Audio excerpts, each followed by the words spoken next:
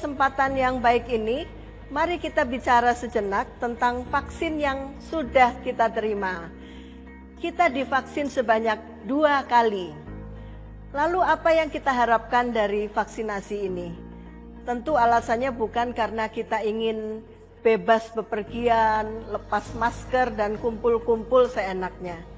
Tujuan kita divaksin adalah bahwa kita mengharapkan ada antibodi yang terbentuk di dalam tubuh kita supaya kita kebal terhadap virus COVID-19.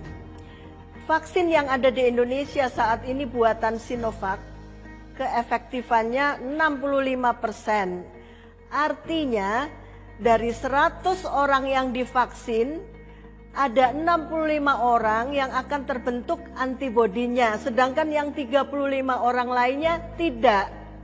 Tapi tidak masalah, karena apabila 65 orang tidak tertular dan menularkan, diharapkan yang 35 orang sisanya terbawa aman.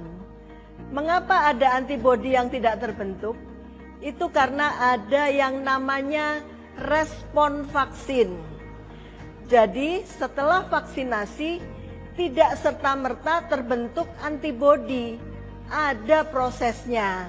Bila proses respon vaksin cepat, maka antibodi terbentuk dengan cepat. Demikian sebaliknya, bila proses respon vaksin lambat, maka antibodi pun terbentuknya lambat. Respon vaksin tidak sama antara satu orang dengan yang lainnya.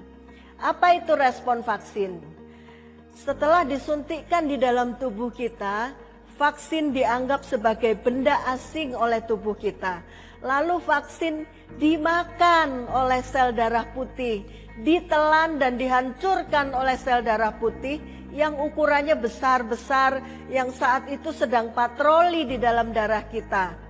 Lalu dikirimlah sinyal kepada jenis sel darah putih lain yang secara khusus bertugas membangkitkan antibodi di dalam tubuh kita.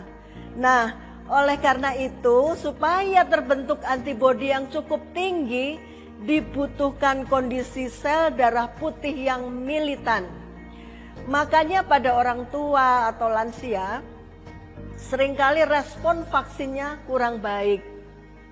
Antibodinya lama baru terbentuk, atau bahkan tidak terbentuk sama sekali oleh karena sel darah putih sudah tidak sebaik pada waktu muda. Lalu bagaimana caranya agar sel darah putih kita jadi maksimal kerjanya?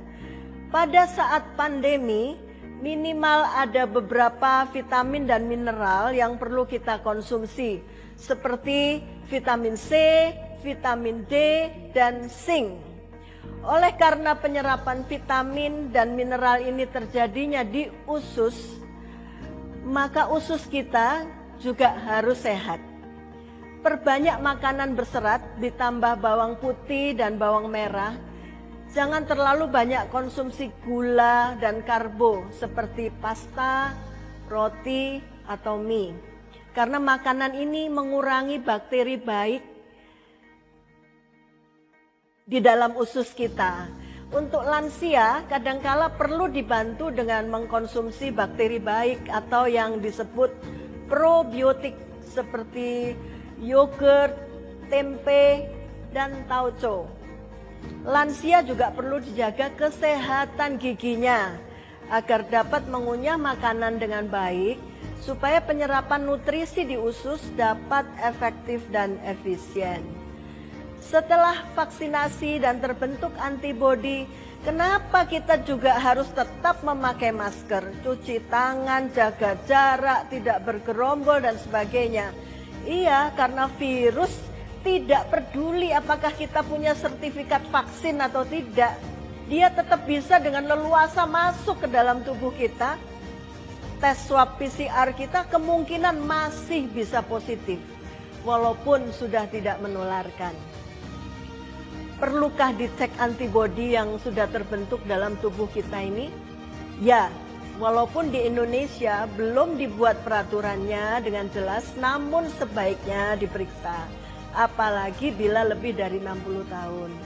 Dalam 2 hingga 4 minggu setelah vaksinasi, kadar antibodi dapat diperiksa di laboratorium.